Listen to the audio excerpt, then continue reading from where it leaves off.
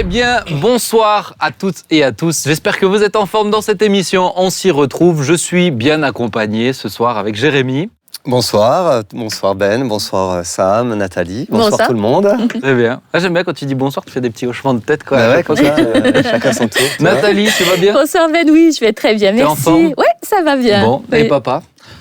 Très heureux d'être là. T'as une jolie veste. Ah, je lui ai dit la même chose tout Par à l'heure. accord avec ta chemise, mais elle est jolie. C'est la tienne, non, c'est pas ta Non, veste. c'est pas cette fois-ci, il n'a pas pris mes affaires. Des fois, tu lui donnes des chemises, Non, ça, non. non, il me prend des chemises. Ah, d'accord. Puis il a des nouvelles affaires, faut bien les montrer. Si vous vous lancez sur ce sujet-là, je sens que je vais pouvoir... Ils vont encore trouver des trucs au best-of. La dernière fois, il a été très généreux, il m'a prêté une paire de chaussettes chez lui. Tu sais pourquoi? Parce que j'ai marché dans le pipi de son chien. Voilà. Donc, c'est sûr que c'est tu vois, très la grande désagréable, générosité. hein, Faut le sortir, le chien, de temps en temps. Oh, ah oui, Samuel aussi, faut le sortir. Bon, lui, il fait pas pipi partout quand même. Bon, on va commencer le sujet. Hein. Écoute, j'ai pas envie de lancer des rumeurs comme ça. C'est vrai que 50 ans passés, là. Bon, bref, on va Cette commencer. émission commence très mal. On t'aime beaucoup, Sam, c'est pour Oui, ça. oui, En tout c'est cas, ça. vous connaissez le principe, on discute de pas mal de sujets. On va avoir un invité. On a déjà eu son fils il y a quelques temps. Et puis cette fois-ci, on va avoir le père. C'était d'ailleurs un des premiers invités auxquels j'ai pensé quand en effet on s'y retrouve. Mais voilà, chemin faisant, on a invité d'autres personnes. Et aujourd'hui, on l'a. On va commencer avec un premier sujet. Le titre, c'est « Pourquoi une mise en règle est-elle nécessaire ?» Je vais juste vous sortir un fait insolite qui a eu lieu il y a quelques temps. Vous allez mieux comprendre et ensuite on va pouvoir rentrer dans le vif du sujet. Une mise en règle après 50 ans.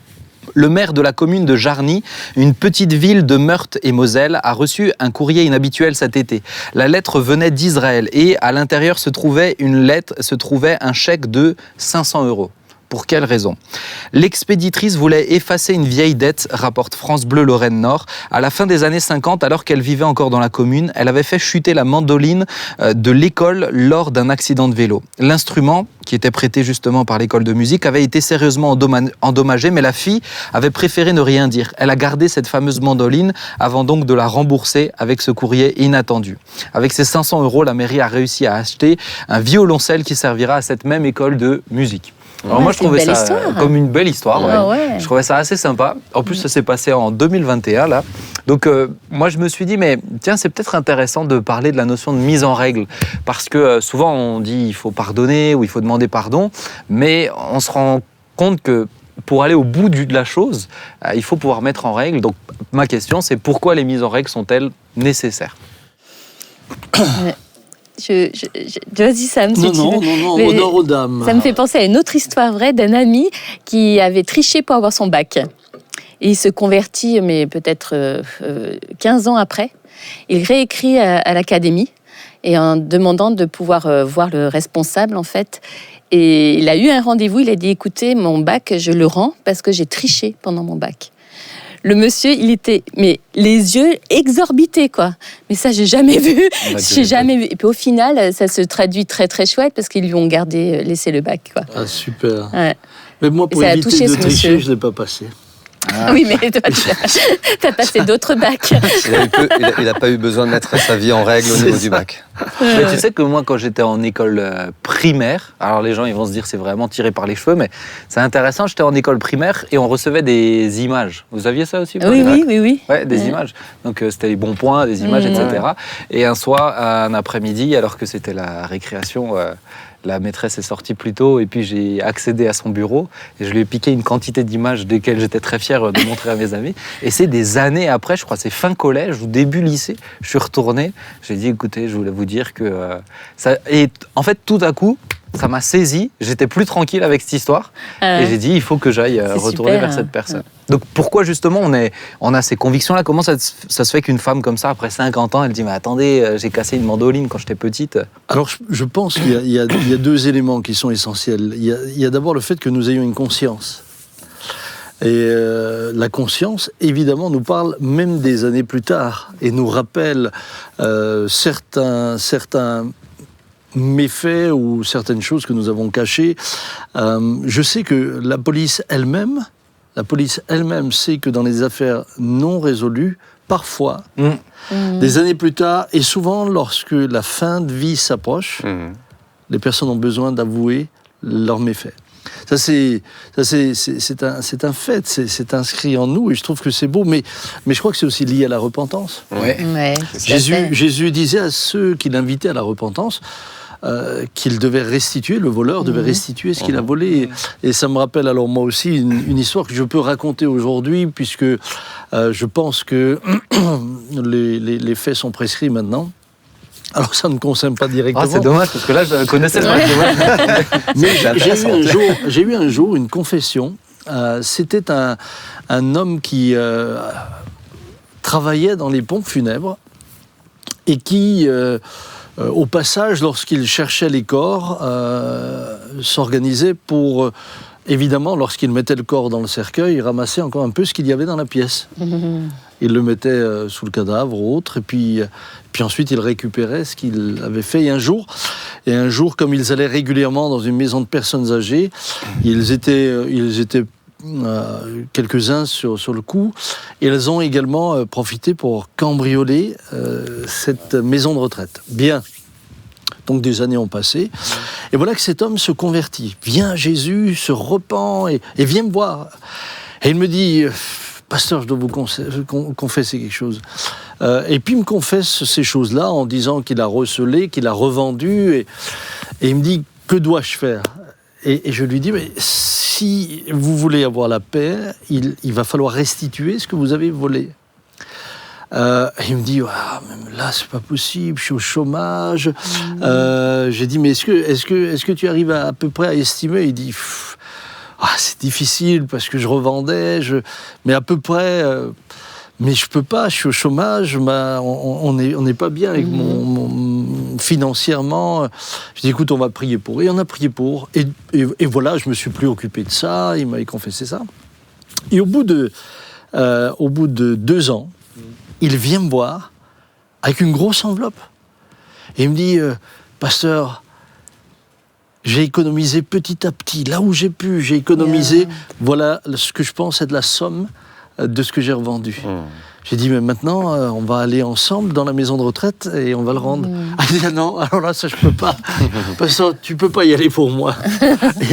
et alors, bon, j'étais tellement touché par sa démarche, sa repentance. Je suis allé, j'ai pris rendez-vous avec le directeur. Le directeur dit, écoutez, j'ai pas vraiment le temps, etc. Je dis, monsieur le directeur, ça vaudrait quand même la peine. Alors j'arrive, il me dit, bon, pasteur, qu'est-ce que je peux faire pour vous ? Et je dis, écoutez, vous n'allez rien faire pour moi, je vais faire moi quelque chose pour vous. Voilà, est-ce que vous vous souvenez qu'il y a eu, il y a tant et tant d'années, un cambriolage ? Il dit, écoutez, j'étais pas encore là, j'en ai entendu parler.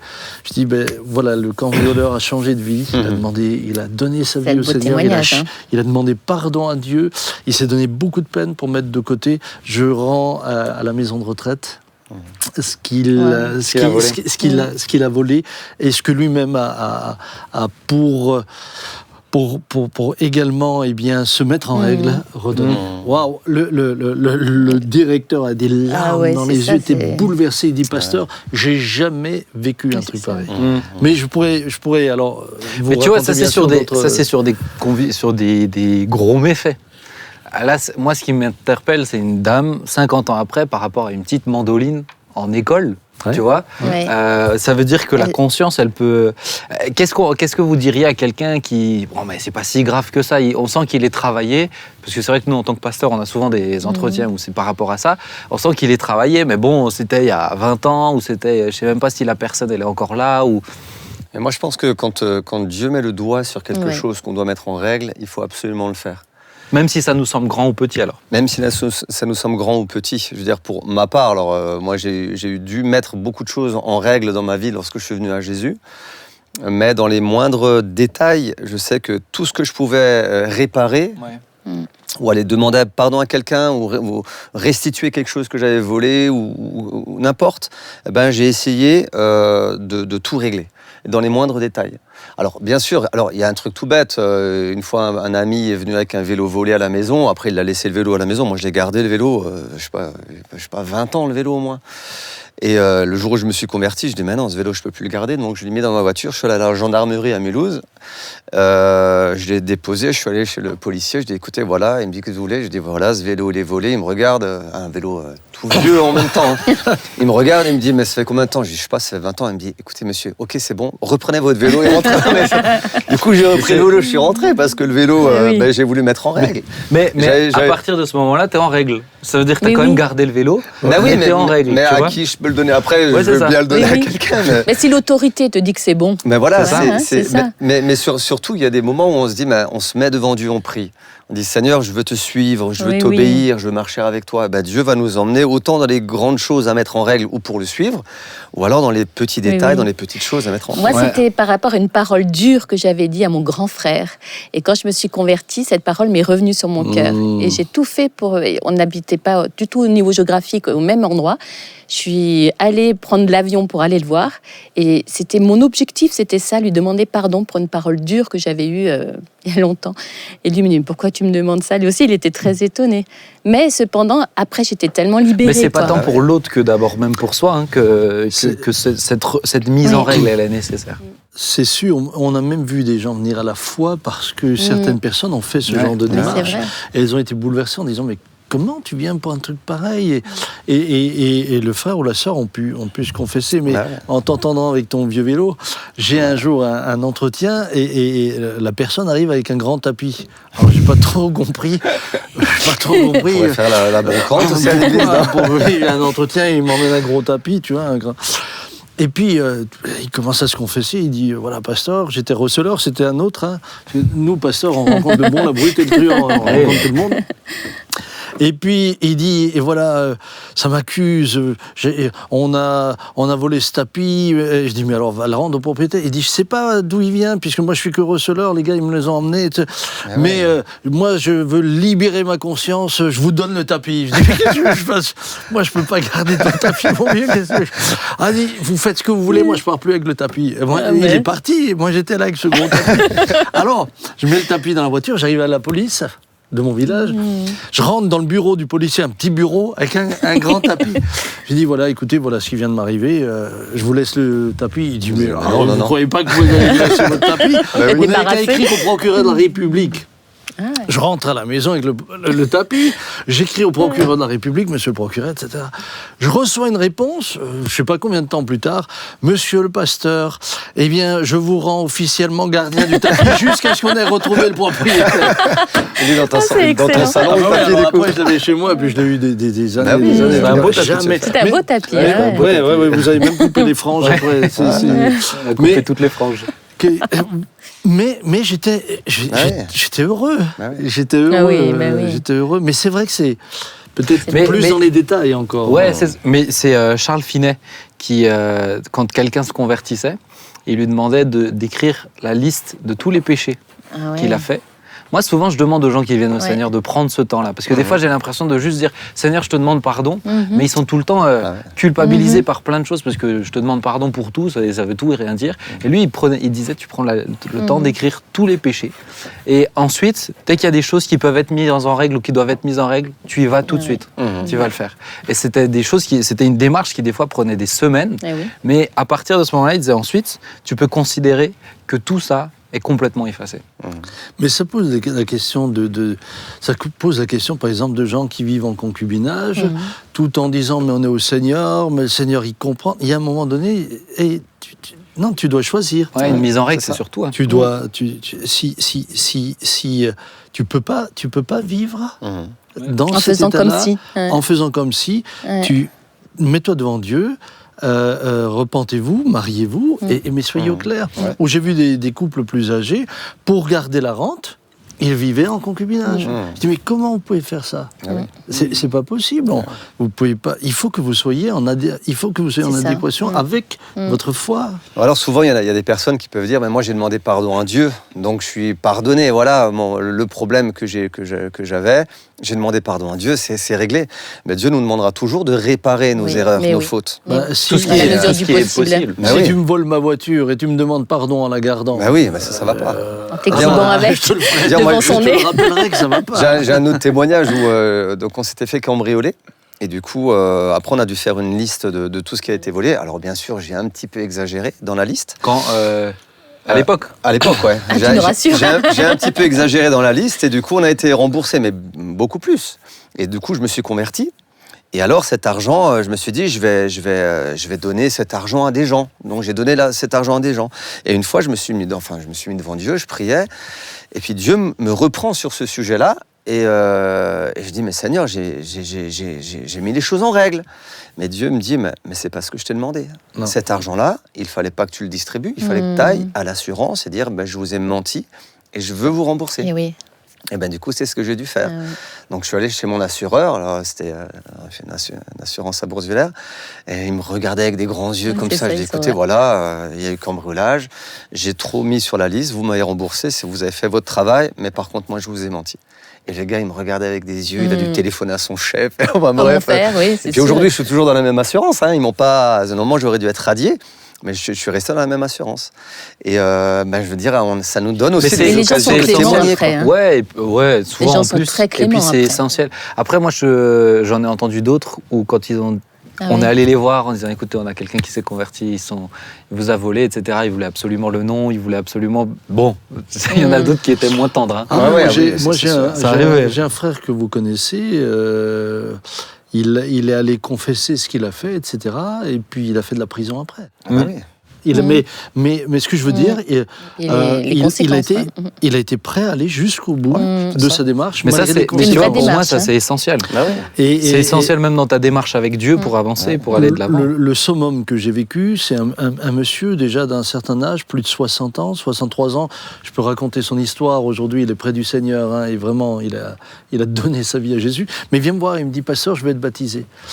Je dis, oui, Marcel, ça me fait plaisir. Oui, mais avant d'être baptisé, je voudrais vous dire que vous confessez quelque chose. Je dis, allez-y, Marcel, allez-y. Et il me dit, vous comprenez, voilà, nous habitions à la campagne, mon père était paysan, et puis il fallait qu'il cherche sa rente en ville, et puis le temps est arrivé où il était trop âgé, et il n'aimait pas aller en ville, et alors il m'a demandé de la chercher. Je dis, mais c'est très bien Marcel, mais vous avez rendu service à votre papa, vous n'avez rien à vous reprocher.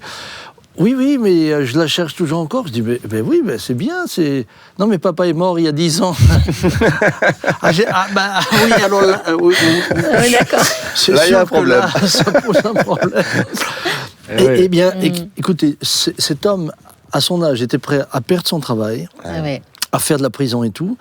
Alors... Vu la situation, vu son âge, moi à cette époque-là, j'étais encore beaucoup plus jeune en tant que pasteur, j'en ai parlé à mon père, et avec lui, il est allé chez le directeur de la caisse de retraite, qui d'abord voulait même pas les recevoir. Il dit, pasteur, moi j'ai pas le temps, qu'est-ce que c'est que c'est ? Il dit, écoutez, recevez-nous, vous verrez. Et alors il dit, bon, pasteur, de quoi il s'agit ? Et il lui explique. Le gars il dit, je dis, monsieur Marcel, je ne dis pas de nom de famille, monsieur Marcel. Ça fait combien de temps ? Ça fait 10 ans. Oh là là. Il dit, mais c'est pas possible. Ça fait 10 ans, on n'a rien vu. Alors il dit, bon, écoutez, il dit, merci pasteur, vous me filez le bébé avec l'eau du bain, là. Il dit, il faut que j'en parle avec mon conseil d'administration. Et puis tout d'un coup, il revient et dit, écoutez, monsieur Marcel, raisonnablement, combien pourriez-vous me donner par mois pour rembourser ? Et Marcel, il avait un travail qui ne gagnait pas beaucoup. Il dit, mais tant et tant. Il dit, bon, écoutez, on règle ça comme ça. Tous les mois, vous me versez la somme que vous pouvez. Et pour rembourser la somme, il aurait fallu qu'il vive jusqu'à 120 ou 130 ans. Marcel est maintenant près du Seigneur. Il a remboursé. Mais il est en règle. Tant qu'il a vécu, on a pu le baptiser. C'était extraordinaire. Mais c'est là où c'est important, je trouve. Tu parles de mise en règle. Et je crois qu'on ne peut pas avancer avec le Seigneur lorsque le Seigneur met des doigts sur des petites ou des grandes choses qu'on doit mettre en règle. C'est essentiel. Tant qu'on ne règle pas ça, on n'arrivera pas. C'est pas à nous de dire, quel que soit le prix. Quel que soit le prix. Quel que soit savais pas pas à nous, avancer. mais c'est pas à nous de dire mais c'est pas très grave ou c'est Non, non, voilà, non, c'est- non, Pour du moi tout. cette dame, mais ça me touche aussi parce qu'on ne sait pas si elle est chrétienne Ben ou non, pas. on Je veux sait dire, pas. Ouais. on Mais il y a peut la très bien le conscience. vivre C'est cette en tant conscience, ouais. en tant que personne sans. avoir J'aimerais le juste donner Seigneur. un petit témoignage une fois que j'ai vécu avec un enfant qui Ouais. qui a vraiment été emmené à la repentance. Et il pleurait comme tout pendant un temps. On vivait avec un culte avec les enfants. Et il pleurait comme tout. Alors je me suis dit, waouh, c'est vachement grave parce que je le voyais, mais en sanglots. Alors je m'installe à côté de lui. Je lui dis, écoute, si tu veux qu'on en parle, on peut en parler. Mais si tu veux pas, il n'y a pas de problème. Il me dit, si, je vais en parler. Alors je me suis dit, il va me dire un truc grave. Et il pleurait. Et d'un coup, il me dit, ben voilà, à l'école, j'ai volé une gomme. Et quand je suis rentré à la maison, ma mère, elle m'a dit, mais elle est à qui cette gomme? Et je lui ai dit à maman, on me l'a donnée. Et il pleurait. Moi, dans ma tête, je me dis, une gomme. C'est rien, une gomme. Hein, avec tout ce que j'ai déjà volé, moi, j'ai une gomme, c'est rien. Et d'un coup, Dieu me reprend. Vraiment, Dieu me reprend et me dit, mais c'est moi-même qui l'ai emmené à la repentance. Et alors, j'ai été vraiment repris en moi et d'un coup, j'ai pris en considération vraiment ce que l'enfant me disait. Et il avait besoin de mettre là, à ce moment-là, sa vie en règle. Cet enfant-là, il devait avoir 9 ans. Ah, magnifique. Et c'est une gomme, mais c'est rien une gomme quand tu regardes. Mais pour moi, une c'était vraie repentance mène à C'est ça. ça. C'est ça. Et ça me fait Vraie penser à repentance, celui qui est vraiment. fidèle dans les petites choses Ouais. sera fidèle dans les grandes. Une vraie repentance ouais, mène à c'est ça. Je donnais à chaque année, lorsque les enfants ramenaient un bon bulletin, je leur donnais un petit peu quelque chose, tu vois. Et puis alors un jour, j'avais mes 2 filles qui, en général, ramenaient des bons bulletins. Et Ah, il n'y avait que les 2 filles. Hein. non, les garçons aussi, mais... J'étais pas très- J'étais en train de penser à un truc que je faisais. Non, mais il faut que je confesse quelque chose du coup. Ah ben, en pleine émission, je pense. Non, mais je me suis rappelé que j'ai imité la On peut vous signature laisser. de ma mère quelques fois dans le carnet de correspondance aussi. Faudra que J'ai je- lui pardon. demandé pardon. J'irai lui écrire, je lui enverrai une Et gomme. alors, j'ai une de mes filles qui me dit, au moment où je lui donne, j'avais déjà donné au premier trimestre, deuxième trimestre, je lui donne, et elle me regarde, c'était Sarah. Elle me dit, papa, non, je ne le prends pas. Je dis, arrête, c'est bien l'humilité, mais faut pas des excès de... Elle dit, non, c'est pas pour ça. Je dis, mais Sarah, t'as un bon bulletin.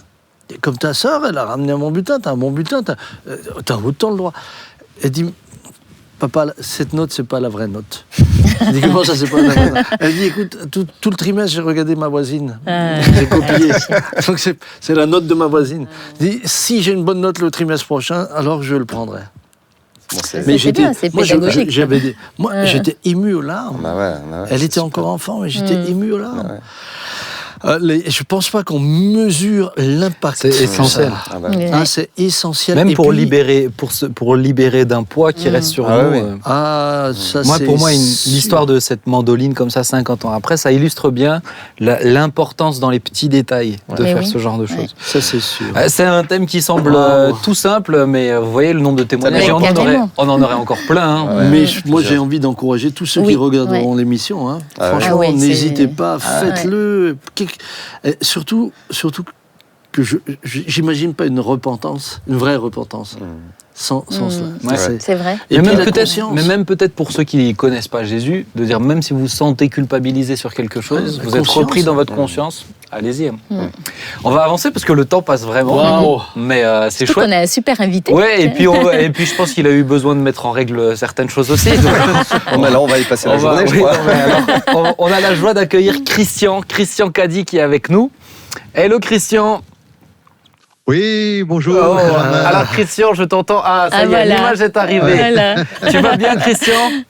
Oui, très bien, merci, très bien. On est ravis de t'avoir. Alors peut-être pour te présenter, alors on a surtout eu ton fils. Pour ceux qui se rappellent, dans la saison 1, on a eu le témoignage d'un ex-hooligan, si ça vous dit quelque chose. Oui, bien sûr. C'était ouais. quelque chose de magnifique, Ah son oui, témoignage. ouais. Mais vous voyez que voilà, les chiens ne font pas des chats.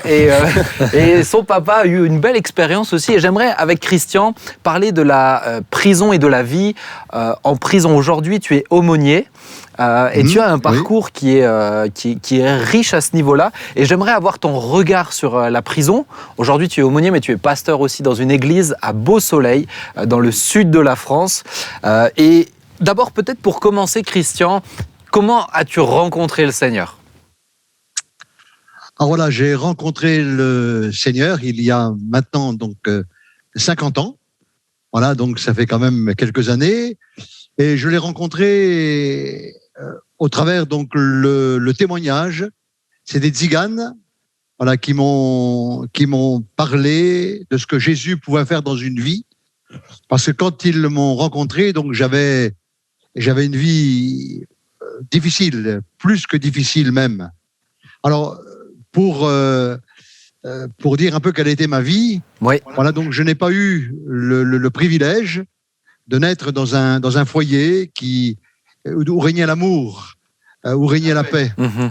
Voilà, j'avais un père qui était alcoolique, un père qui consommait énormément donc d'alcool et je peux dire que du 1er janvier au 31 décembre, il était constamment sous l'effet de l'alcool et on sait que l'alcool produit donc plusieurs effets, soit la personne va dormir, soit elle va plaisanter ou alors être violent. Et le mien, donc mon père était excessivement violent, c'est-à-dire que régulièrement, pratiquement tous les jours, donc j'avais droit à des coups. Et quand je dis des coups, c'est pas simplement quelques claques comme ça par-ci par-là, mais c'était vraiment des tortures. Voilà, j'étais torturé, attaché, battu, flagellé. J'avais donc, quand j'étais au sol, des fois donc assommé, il me mettait encore des coups de pied dans la tête et ma tête était comme un véritable ballon de football. Et c'est comme ça donc que j'ai vécu avec mon père, des tortures terribles. Et du côté donc de ma mère, c'était un peu la même chose. Ma mère aussi buvait énormément d'alcool. Ma mère donc avait une vie plus que dissolue et bien sûr elle n'avait jamais le temps donc de s'occuper des enfants, si bien que donc si je voulais me nourrir, il fallait que je sorte et que je mange ce que les gens jetaient dans les poubelles. Voilà, je mangeais dans les poubelles les ordures des autres et je vivais comme ça, donc vraiment à la rue. J'ai grandi dans la rue pratiquement. Et voilà donc quelle a été ma vie. Voilà, une vie particulièrement difficile, une vie voilà qui manquait d'amour, une vie qui manquait d'affection, une vie qui manquait de tout en fin de compte. Voilà quelle a été ma vie. Et quand les Tziganes donc qui m'ont parlé de Jésus m'ont expliqué voilà que Jésus était vivant, voilà, et qu'il était capable encore aujourd'hui de changer, de transformer une vie. Alors bien sûr, moi je le croyais pas parce que j'étais vraiment un incroyant. Voilà, je me disais si Dieu existait vraiment, donc je n'aurais pas connu la vie que j'ai connue et je me souviens dans mon enfance, voilà, quand j'étais tout jeune, je partais quelquefois dans les bois, dans la forêt, et là pendant des heures et des heures, voilà, je pleurais toutes les larmes de mon corps et je me disais mais c'est pas normal que j'ai une vie comme ça, une vie aussi terrible, une vie aussi pourrie. Voilà donc quelle a été ma vie. Tu as en grandissant, tu disais que tu as vécu dans la rue. Je pense que tu t'es construit tout seul aussi. Est-ce que voilà, il y a des choses alors je veux pas rentrer dans les détails de ce qui s'est passé dans ta vie, mais tu es devenu quelqu'un, on peut dire, de délinquant aussi. Tu as connu un moment d'incarcération notamment, non ? Oui, alors bien sûr. Donc j'ai grandi comme ça. Donc d'abord j'ai été retiré donc de chez mes parents parce qu'il y a eu une enquête qui a été faite et les services sociaux donc de l'époque donc sont venus, puis j'ai été retiré puis placé donc d'abord dans un orphelinat. Et bien sûr, donc l'orphelinat donc de l'époque, c'était quand même différent de maintenant, parce que maintenant il y a quand même des structures dans les orphelinats, et les choses ont quand même beaucoup évolué, mais à l'époque c'était vraiment des grands orphelinats avec des grands dortoirs. Il y avait donc des lits là et avec une discipline de fer. Et moi, comme j'avais vécu dans la rue, donc c'était difficile pour moi donc de vivre avec une discipline. Alors et j'étais constamment puni, j'étais constamment puni, encore puni, Et bien sûr, donc ma vie était une vie de haine. J'avais la haine dans mon cœur. Je manquais bien sûr de structure. J'étais livré à moi-même, en fin de compte. Et bien sûr, en grandissant comme ça, alors automatiquement, j'ai rejoint facilement donc un groupe de délinquants, voilà, qui était beaucoup plus avancé dans la délinquance et rapidement, donc je suis devenu très jeune, voilà, donc un délinquant et bien sûr, oui, j'ai connu plusieurs fois donc la maison d'arrêt, oui, c'est sûr.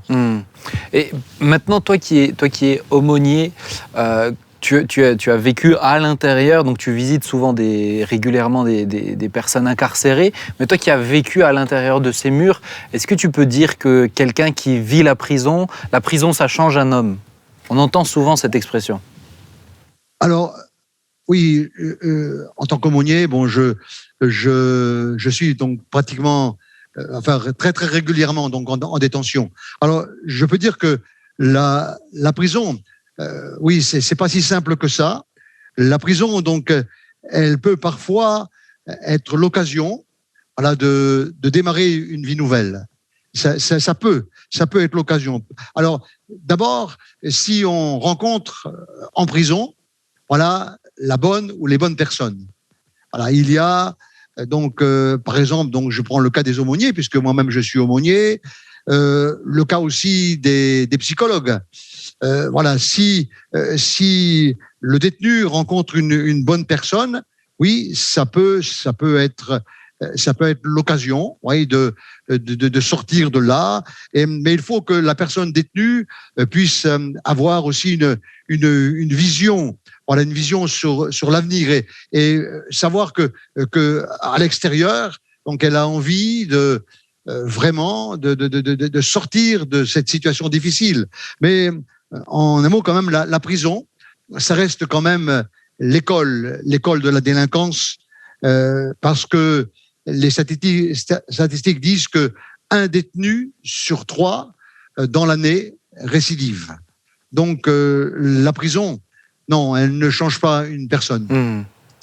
Est-ce que toi tu as connu avant le Seigneur donc tout ce parcours, une fois que tu as connu le Seigneur, c'est parce que juste le sujet avant, on parlait de mise en règle, d'avancer avec Dieu, etc. Toi tu as connu la prison avant de connaître le Seigneur, mais donc finalement c'est pas ça qui t'a changé, c'est vraiment le Seigneur qui t'a changé, qui a changé ta façon de penser, ta façon de voir le monde, l'avenir. Ah oui, bien sûr. Non, c'est pas l'incarcération qui m'a changé. Il a fallu lorsque les tziganes m'ont parlé donc de Jésus, voilà, me donnant la possibilité en recevant Jésus de recevoir une autre vie. Alors bon, c'était quand même un long parcours, parce que et je dirais un parcours miraculeux. Parce que je me souviens que ces mêmes tziganes, qui étaient donc à l'époque illettrés, ils savaient ni lire ni écrire, ils savaient absolument rien de moi, si ce n'est qu'ils m'avaient ils m'avaient donné le témoignage. Ils m'avaient invité donc à rejoindre donc une église évangélique où le pasteur pourrait prier pour moi, où le pasteur pourrait m'accompagner. Et moi, bien sûr, pour être tranquille, j'avais dit oui, bien sûr, je vais fréquenter cette église. Je savais donc qu'elle se trouvait, mais je n'étais pas du tout intéressé. Et le temps a passé, et puis donc un dimanche midi, ça frappe à ma porte, et lorsque j'ouvre, je vois derrière la porte le tzigane, voilà, qui m'avait témoigné. Et il m'a dit, écoute, aujourd'hui c'est dimanche, je reviens du culte. J'ai demandé au pasteur s'il avait vu un gars comme ça venir. Et le pasteur m'a dit non, j'ai pas vu ce gars-là. Non, je vois pas qui c'est, je connais pas. Et ce tzigane qui était illettré, et il s'est mis au volant de la voiture et il a dit, Seigneur, je sens dans mon cœur qu'il faut que je retrouve ce gars. Il faut que je le retrouve encore une fois, parce qu'il faut absolument que je lui parle une dernière fois de toi. Et c'est pour ça que je suis là. Alors donc, c'était donc un combat très dur, un combat. D'abord, ma chère épouse disait, écoute, viens, on va quand même aller. J'ai dit non, laisse-moi tranquille.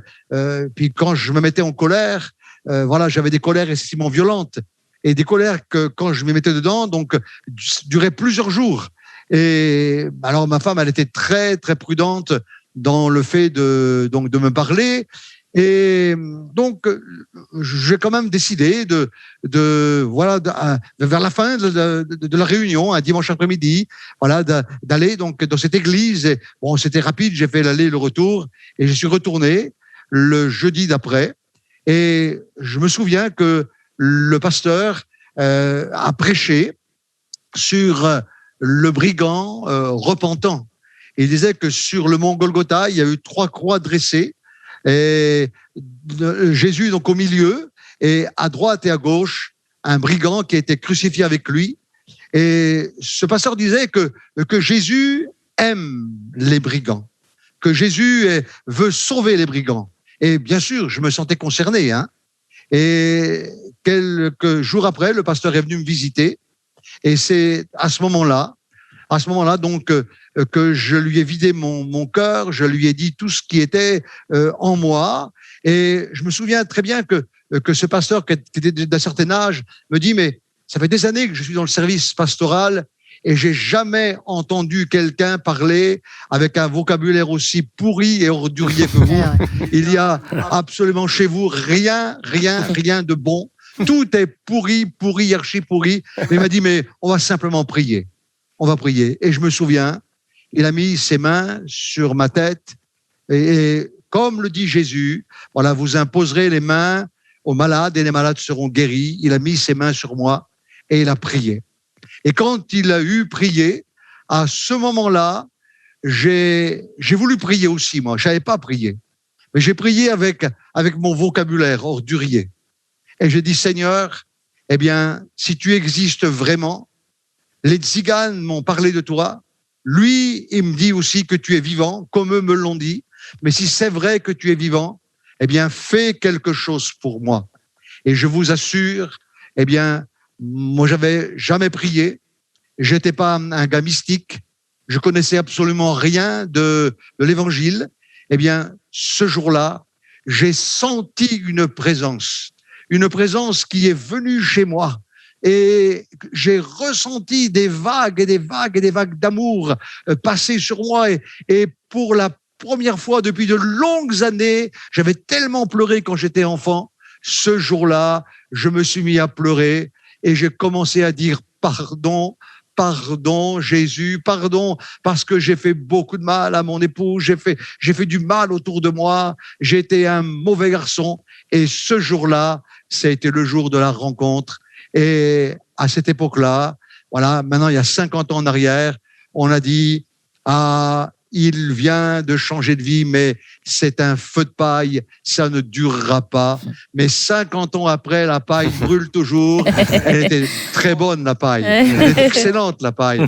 Et aujourd'hui, le feu est toujours dans mon cœur 50 ans après. Génial. Voilà. C'est magnifique, Christian. Et tu vois, quand tu parlais, tu étais un homme colérique, un homme qui, honnêtement, j'ai du mal même à t'imaginer, parce que pour te connaître un peu avec la famille, tu es un agneau quand on te voit tellement gentil. Et tu parlais justement, ça me permet vraiment d'aller sur cette question que je voulais te poser. Jésus aime le brigand, et je sais que tu as un amour très particulier aussi pour les brigands d'aujourd'hui. Beaucoup de gens, quand ils regardent des prisonniers, ils voient des personnes coupables qui purgent des peines, point, ils l'ont mérité, tant pis pour eux. Toi, quand tu vois quelqu'un qui est en prison, qu'est-ce que tu vois ? C'est quoi le regard de Christian sur un prisonnier ? Alors, il faut dire que la prison, donc, c'est un monde qui est très brutal, hein. La prison, c'est très difficile, c'est loin d'être ce que voilà, le commun des mortels dit, c'est le Club Med, c'est voilà, non, c'est pas du tout ça. Alors moi, ce que je vois en tant qu'aumônier, je vois d'abord donc un être humain, je vois un homme, une femme, voilà, qui est là et qui purge une peine. Et cette personne donc qui est détenue, homme ou femme, je dirais, elle a besoin, voilà, d'avoir une seconde chance, peut-être même une troisième chance. Voilà, lorsque sa peine est effectuée. Voilà, j'ai remarqué quelque chose que bien souvent, la personne qui a été condamnée, eh bien, risque encore donc une seconde condamnation parce que à l'extérieur, elle connaît encore l'exclusion. Alors, la prison, oui, c'est un monde très très dur, un monde d'une violence extrême. Et alors, mon regard, c'est un regard d'amour. Voilà, mon arme, lorsque je rentre, lorsque je vais donc voir des détenus, mon arme, c'est l'amour. Voilà, et moi, je vois donc en eux, non pas le délit qu'ils ont commis. D'ailleurs, je demande jamais pourquoi êtes-vous incarcéré, quel est le délit que vous avez commis. Bon, quelquefois, donc, bien sûr, ils me le disent dans la conversation, hein, dans la confession. Mais moi, je regarde leur cœur et je sais que derrière cette personne, eh bien, il y a un cœur qui a besoin d'être aimé, un cœur qui a eu une vie terrible, une vie cabossée, parce que beaucoup de détenus ont une vie cabossée, une vie détruite. Et mon désir, c'est lui communiquer, voilà, l'amour de Jésus-Christ, l'amour du Sauveur, l'amour que moi-même j'ai vécu, j'ai expérimenté. Et l'amour, ça se communique. L'amour, ça se donne. Ouais. Alors, l'amour, c'est mon arme. La prière, mais avant tout, l'amour. Voilà, je veux et je les aime. Je les aime et je veux vraiment les aider. Super. Est-ce que vous auriez envie de poser une question sur le témoignage de Christian ou sa vision aussi vis-à-vis de la prison ? Oui, moi, Christian, je sais, on avait eu aussi Géraldine en témoin. Saison 1, pareil. Ouais, pareil, qui avait dit que, en fait, on résume pas un homme à ses actes. Et ce que tu dis, c'est que tu arrives à voir ces personnes en tant que personnes. Pas ce qu'ils ont commis comme faute, mais justement en tant que personne. Est-ce que dans les échanges que tu as avec ces personnes, comment se gagne la confiance ? Parce qu'au début, ils doivent être un petit peu sur leur garde. Quand ils voient un homme comme toi arriver, qu'est-ce qu'il me veut celui-là ? Comment se passent les premiers entretiens ? Est-ce que c'est à leur demande, je suppose ? Non, c'est pas forcément à leur demande. Lorsqu'une personne donc rentre en prison, il y a donc ce qu'on appelle le quartier des arrivants. Voilà, et la personne va passer donc 10 jours dans le quartier des arrivants. Alors, il faut savoir que le quartier des arrivants, c'est le quartier le plus stratégique, le plus dur, parce que c'est même pour les multirécidivistes, il y a toujours le choc carcéral. Ah oui. Voilà, il y a toujours ce qu'on appelle ce choc, le choc de la rentrée. Et donc moi, dans mon travail donc d'aumônier, dans mon ministère d'aumônier, donc j'essaye toujours d'aller rencontrer tous ceux qui arrivent. Ah, super. Alors je vais sans qu'ils me le demandent. Certains me demandent, d'autres non, mais moi c'est moi qui vais les rencontrer. Voilà, je vais les rencontrer dans leur cellule. Et puis donc je me présente. Voilà, je suis l'aumônier protestant donc de la maison d'arrêt. Voilà, je suis là pour vous écouter. Je suis là. Voilà, pour être à vos côtés pendant votre temps d'incarcération et souvent, pratiquement même toujours. Voilà, donc je m'assois avec eux dans la cellule et puis eux donc me parlent. Voilà, c'est me parlent. Il faut avant de parler, il faut savoir que il faut avant tout écouter. Ah, il faut écouter. Je me souviens un jour d'un détenu là qui venait de rentrer.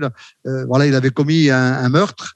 Et ce détenu donc voulait suicider parce que les suicides sont très présents en prison. Et j'ai pris le temps de l'écouter. Voilà, j'ai pris le temps d'écouter ce jeune homme pendant 2h30. Voilà, j'ai écouté sans dire un mot. J'ai écouté. Et puis au bout de 2h30 d'écoute, il m'a dit, qu'est-ce que vous m'avez fait du bien ? Simplement le fait d'écouter. Oui. Je pense que c'est ça, c'est d'abord l'écoute. Et puis après, donc, quand les 10 jours sont passés, donc ils sont affectés dans les différents bâtiments. Voilà, il y a le bâtiment pour ceux qui sont en mandat de dépôt, ceux qui vont être jugés. Et puis, il y a un autre bâtiment pour ceux qui ont été condamnés, pour ceux qui ont eu la peine. Voilà, donc là, je les rencontre dans les différents bâtiments. Voilà comment se passe mon service, mon ministère en prison. Et Christian, moi j'aurais une question. Et dans tous ces entretiens que tu as pu avoir avec les différents détenus, est-ce qu'il y a eu des conversions, des gens qui ont vraiment donné leur cœur à Jésus et des vraies transformations? Ah oui, magnifique, oui. Ah oui, c'est sûr, hein. C'est sûr, hein, en prison, il y a réellement des très très belles rencontres et donc ces belles rencontres font que après un temps de partage autour de la Bible, autour de l'Évangile, puis aussi donc dans l'écoute, dans la prière. Il y a vraiment de réelle repentance. Il y a vraiment de réelle repentance dans les larmes, dans les pleurs. Oui, bien sûr, il y a des absolument. Il y a vraiment des très très belles choses qui se passent, des détenus qui reçoivent une vie nouvelle. Oui, bien sûr, ouais. Ah oui. Ouais. Mais tu vois, je pense que parler du brigand et de dire que Jésus aime le brigand en prison, ça te donne une dimension aussi du message qui est complètement différente. Hein. Mais je sais qu'une fois, j'avais pu prêcher dans une prison à un groupe qui le voulait, et j'ai parlé du pardon, mais j'étais pas préparé à me dire, mais ça va, tout à coup, ça a tellement de poids quand tu es en train d'en parler à ce moment-là. Tu te rends compte qu'en prison, les mots ont un poids différent. Mais moi, mon expérience, entre autres en prison, hein, c'est une jeune femme qui venait à l'église et qui avait son conjoint qui était incarcéré. Et elle m'a demandé si je pouvais pas aller le visiter. Alors moi, j'ai pas le statut d'aumônier comme toi, Christian, qui peut rentrer comme tu veux, etc. Donc je dois faire des démarches, des demandes. J'ai fait mes demandes, etc. Hormis qu'elle lui avait rien dit à lui. Ah ouais. Et puis donc le jour où j'avais le rendez-vous, j'arrive. Et puis à la prison de Mulhouse, c'était assez particulier parce que le parloir c'était dans une salle et il y avait pas de box. Tu avais des petites tables, tout le monde arrivait en même temps. Il y avait un brouhaha là-dedans. C'était assez exceptionnel. Et tu vois que lorsque les détenus arrivaient, ils cherchaient la table. Donc en général, il y avait l'épouse, la mère ou bon bref, ils cherchaient. Et moi, je vois un gars qui tourne en rond. Il cherchait certainement sa femme. Et tout à coup, il me voit. J'étais le dernier à être assis seul derrière une table. Et lui, il a compris que c'était pour lui. Finalement, il a compris que c'était pour lui. Donc il vient se mettre en face de moi. Et là, je me retrouve en face de quelqu'un qui attendait sa femme et qui se trouve en face d'un homme. Et j'ai pu lui parler de Jésus. Et comme tu le dis, c'est superbe ce qui peut se passer puisqu'il a donné son cœur au Seigneur. Et ça fait de longues années que maintenant que lui et son épouse, leurs enfants sont vraiment venus à Christ. Mais le premier contact n'a pas été forcément le plus simple. Mais c'est pour ça que c'est important pour moi de laisser la parole à des personnes comme toi, Christian, qui ont un autre regard sur les prisonniers. C'est pas juste des personnes qui purgent des peines, c'est des cœurs, des personnes à aimer, qui sont aimées par Jésus aussi, il faut le rappeler. Hein, ils sont tous aimés. Pour chacun d'entre eux, Jésus est mort sur une croix pour eux aussi. Et c'est de pouvoir de temps en temps s'en rappeler pour avoir cette compassion-là. J'aurais peut-être une question, enfin peut-être une dernière, je sais pas comment. Une dernière question.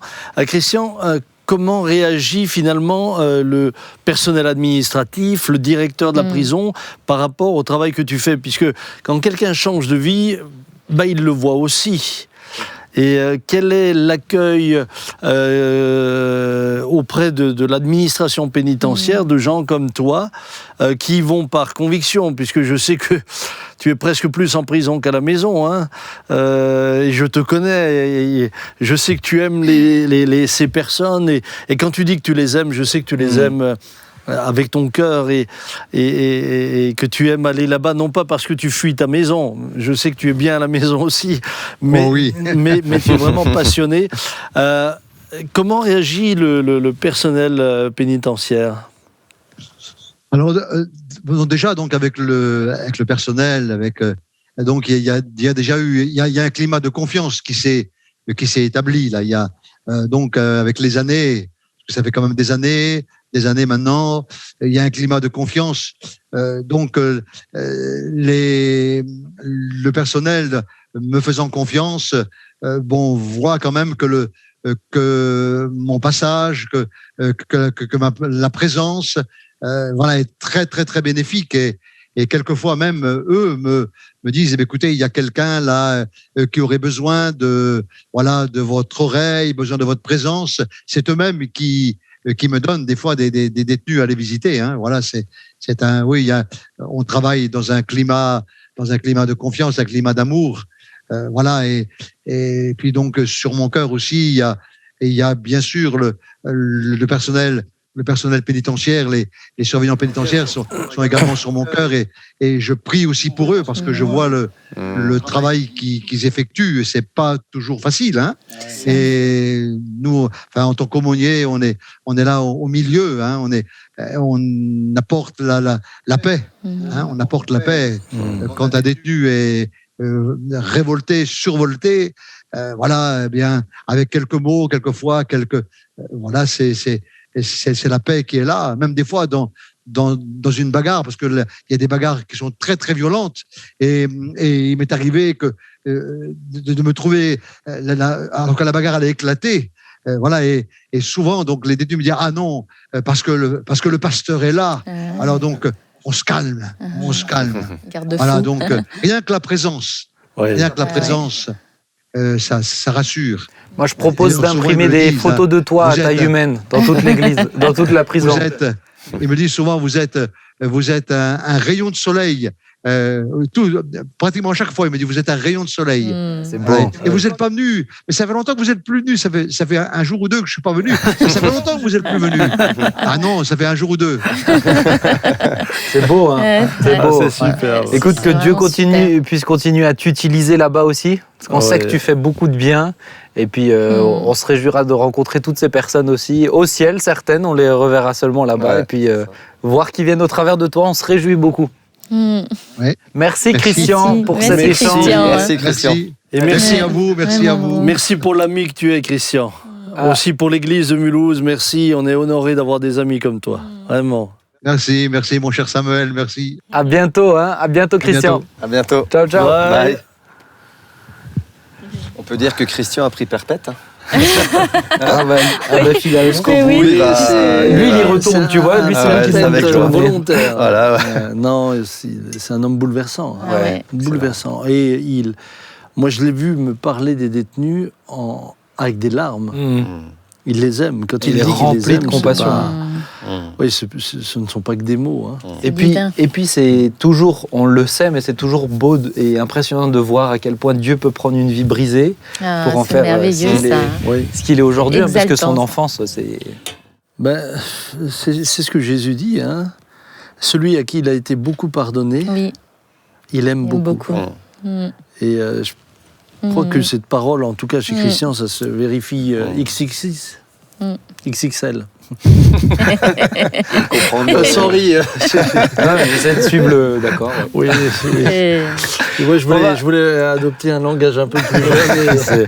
Mais je vais revenir à mes mignon. Mais c'est une belle tentative. On peut que se tromper en tel que nous sommes, c'est mieux. On va terminer avec un dernier sujet, parce que c'est vraiment en lien. C'est la question d'une internaute avec le verset « Tu aimeras ton prochain comme toi-même ». Alors, je vais vous le lire quand même. Matthieu 22, 34 à 40. Les pharisiens ayant appris qu'il avait réduit au silence les Sadducéens se rassemblèrent. Et l'un d'eux, docteur de la loi, lui fit cette question pour l'éprouver. « Maître, quel est le plus grand commandement de la loi ?» Et Jésus lui répondit, « Tu aimeras le Seigneur ton Dieu de tout ton cœur, de toute ton âme et de toute ta pensée. C'est le premier et le plus grand commandement. Et voici le second qui lui est semblable. Tu aimeras ton prochain comme toi-même. » De ces deux commandements dépendent toute la loi et les prophètes. Alors, la question de cette chère internaute, et d'ailleurs, je vous le rappelle, vous pouvez nous poser des questions, moi je les note, et puis quand je peux, je les place. C'est... Tu aimeras ton prochain comme toi-même. Est-ce que ça signifie que Dieu nous encourage au narcissisme ? Puisque il faut aimer les autres comme on s'aime soi. Est-ce que ça veut dire qu'on peut être un petit peu narcissique ? Le narcissisme, c'est être soi-même Dieu. Hein. Tout est centré sur nous-mêmes. Mais justement, c'est intéressant de déjà parler d'aimer Dieu avant. Tu aimeras ton Dieu de toutes tes forces et tu aimeras ton prochain comme toi-même. Donc ça, c'est le bon ordre des choses. Et le narcissisme conduit à l'inverse. C'est-à-dire qu'on s'intéresse à personne qu'à soi. On est le centre de tout. On est Dieu. Ouais. Donc, je pense que même la question en elle-même est un peu... mais tu vois, moi j'ai beaucoup de... Elle est intéressante, mais elle est paradoxale dans le sens où on peut pas unir le narcissisme et l'amour du prochain. Puisque le narcissisme fait abstraction de l'amour du prochain, il centre tout sur nous. Maintenant, je crois que tu aimeras ton prochain, on peut le mettre en parallèle avec tout ce que vous voudriez que les autres vous fassent, faites-le de même. C'est ça. Et je pense que ça, c'est important. Et j'entendais dernièrement un orateur brillant, éminent, qui nous parlait sur l'amour philéo, l'amour agapao. Regardez, c'est le mardi 4 janvier. C'est ça, diffusé en janvier. Diffusé en janvier. Oui, si vous voulez découvrir ce brillant personnage, suivez le culte Jean-Marie Ribé, pour ne pas le nommer. Non, suivez le culte. Moi, je ne dis pas son nom. mais pour expliquer, j'ai trouvé que son approche était très intéressante. Et par exemple, Christian est dans cet amour agapao. Il est dans cet amour très intentionnel, cet amour qui l'amène à juste pour essayer d'expliquer peut-être ceux qui n'ont pas vu le culte, pour qu'ils comprennent de quoi on parle. Le mot amour, il y a philéo, il y a agapao. Et agapao, c'est des actes, c'est plus traduit dans les faits. Et philéo, c'est plus dans le sentiment. Oui. Et ce que je trouvais intéressant quand il prêchait, parce que je savais qu'on allait aborder ça dans cette émission-là, c'est que j'ai regardé le mot dans ce texte-là, et c'est le mot agapao. C'est-à-dire, tu aimeras ton prochain comme toi-même, c'est la notion d'acte. Parce que beaucoup de gens disent ouais, mais moi je peux pas aimer les autres puisque je m'aime pas moi. Autrement dit, je ressens pas quelque chose de l'affection pour moi, etc. Et c'est vrai que certains ont du mal à s'aimer, mais dans les actes, on prend soin de notre corps, dans les actes, on prend soin de se nourrir, dans les actes, on prend... Donc, d'une certaine manière, on démontre quand même de l'amour pour nous-mêmes à ce niveau-là, et c'est cette dimension-là qu'il faut qu'on fasse pour les autres aussi. L'amour agapao est démontré chez Christian, parce que ce que Christian n'a pas dit, c'est qu'il est aumônier maintenant, mais il est retraité. Oui, il continue. Il est retraité, donc lui, il pourrait très bien rester tranquillement à la maison. En plus de ça, il habite à Nice. Il pourrait passer ses journées à la plage ou autre. Non, vous habitez à Nice, vous habitez sur la Côte d'Azur, vous habitez en face de la mer. Il va s'enfermer. Et vous allez en prison. Ça, c'est pas un amour démonstratif. Mais lui, c'est authentique. C'est même philéo, il ressent quelque chose de particulier. Et après, il a ses sentiments, il aime les personnes. Et en tout cas, moi, j'encourage chacun, dans le cadre de ce que tu dis, à suivre ce culte, dans lequel. Mais alors, comment on fait pour aimer les gens quand quelqu'un vous dit, je ne sais pas si ça vous est déjà arrivé, moi ça m'est arrivé plusieurs fois, mais moi je ne m'aime pas, donc comment je peux aimer les autres ? Je pense que d'abord, cette personne-là a besoin de découvrir réellement l'amour que Dieu a pour cette personne-là. Ouais. Et je pense que c'est vrai qu'on peut, selon la vie qu'on a pu mener, ou même l'amour comme Christian, je veux dire, quand on entend son témoignage au niveau de ses parents, il n'était pas en train de dire qu'elle a été aimée par ses parents. Donc, quelque part, il y a eu un manque, parce qu'on a tous besoin d'être aimés, et notamment au départ par nos parents. Face à cela, on peut avoir des carences dans ce domaine-là, et on a besoin de réaliser, de recevoir pleinement que Dieu nous aime. Et alors, tel que nous sommes. Et il nous aime tellement qu'il va aussi nous transformer, et ce qui va nous donner aussi cette capacité, après, aussi d'aimer les autres. Mais c'est vrai que d'abord, on a quand même besoin de s'accepter, de s'aimer soi-même. Moi, j'entends ce que tu dis, mais des fois, en tout cas dans la bouche de certains qui me l'ont dit, je l'ai presque entendu comme une excuse. Oui, tu vois. Ouais. Et je pense que les deux sont pas... Je suis pas convaincu qu'il y a forcément un ordre. Parce que des fois, je pense que c'est en aimant les autres que tout à coup tu découvres des choses sur toi, ça reflète des choses sur toi aussi, tu vois. Mais disons que les gens qui s'aiment pas, enfin, ils sont comme dans une bulle, quoi. Ils sont renfermés sur eux-mêmes et ils osent pas aller vers les autres. Ils sont freinés dans beaucoup de choses. Ouais. Que ça soit dans leur scolarité, dans leur vie professionnelle, dans leur vie relationnelle, enfin dans plein de choses. Ils sont centrés sur eux-mêmes parce que ils se dévalorisent à fond, quoi. Ouais. Donc je pense que le fait de pouvoir recevoir cet amour de Dieu te met aussi une confiance. Mais c'est essentiel de la confiance et de pouvoir exprimer cet amour. Ouais. Mais quand t'as pas On dit souvent, ce que tu n'as pas reçu, tu ne peux pas le donner. Alors c'est vrai qu'on peut ne pas avoir reçu l'amour d'un père et d'une mère, mais une fois qu'on a reçu l'amour de Dieu, alors on a cette capacité de pouvoir aimer les autres. Et puis l'amour de Christ nous presse, Ah après. ouais. Ça nous presse. Alors il y a aussi toute une guérison à avoir au niveau de son cœur par rapport à cet amour. Et je trouve intéressant de le relever ici. Amour, c'est agapao ici, ça veut dire que c'est dans les faits, dans les actes. Et peut-être juste encore une petite réflexion, puisqu'on entend ça assez souvent, je ne m'aime pas. Alors, pour certaines personnes, c'est une réalité, mais ce n'est pas la majorité. En fait, ce qu'ils n'aiment pas, c'est leur vie. Ce qu'ils n'aiment pas, c'est finalement, ils vivent en comparaison avec l'autre. Ce qu'ils auraient aimé, c'est être comme l'autre. Et je pense que il faut déjà commencer à accepter d'être qui on est. C'est ça. Et à commencer à Faire la remercier paix Dieu avec ça, d'avoir fait de nous qui on est. Parce que sinon, on en arrive toujours à la conclusion, mais je m'aime pas. Mais est-ce que le fait de ne pas m'aimer est le moyen ensuite de ne plus rien faire? Non, c'est pas juste. Oui, il faut recevoir Christ, ça c'est le préalable. Parce que c'est Christ en nous qui nous permet d'aimer. Sinon, on est comme énormément de personnes centrées sur nous-mêmes, même si certains non-croyants sont quand même, je dois le dire, également très altruistes. Très altruistes. L'altruisme n'est pas le propre seulement des chrétiens, vous avez des personnes qui sont très altruistes. Cependant, l'amour de Dieu vous mène plus loin encore. Elle vous mène à désirer amener l'autre à découvrir ce que vous avez. Et c'est pourquoi il faut faire la différence entre ne pas s'aimer et ne pas aimer la vie qu'on a. Parce qu'on idéalise quelque chose d'autre. Et là, je pense que c'est une question d'identité et une question d'apprendre aussi à dire à Dieu, mais aide-moi à rentrer dans ce que je dois. Dans ce que je Ouais, ça se décide. Dans le psaume, quand il est dit que c'est Dieu qui m'a façonné, c'est lui-même qui m'a façonné, on se rend compte que c'est lui qui nous a voulu tels que nous sommes. Ouais. Et donc du coup, on a plus de facilité et on est heureux quelque part d'être qui nous sommes. Et puis en même temps, ça nous permet de rentrer pleinement dans notre vie. Et puis pour faire la volonté de Dieu, la Bible nous dit aussi que Christ n'a pas aimé sa vie, sa propre vie. Bah oui. C'est-à-dire qu'il a préféré servir Dieu que sa propre vie pour aller jusqu'au bout. Et là, je crois qu'il y a aussi quelque chose d'important à apprendre, c'est que on ne peut pas juste y aller à coup de nos sentiments, de ce qu'on a envie, de ce qu'on aime. C'est pas philéo ici. C'est pas philéo ici. Non, c'est agapao. Et puis peut-être juste ce que je voulais dire, parce que y a peut-être des gens qui se sentent dire c'est facile de dire. Moi, je peux témoigner que vraiment je m'aimais pas. Et c'est pas par rapport aux autres, c'est moi personnellement je m'aimais pas, mais Dieu est capable complètement de changer ça, comme tu le disais.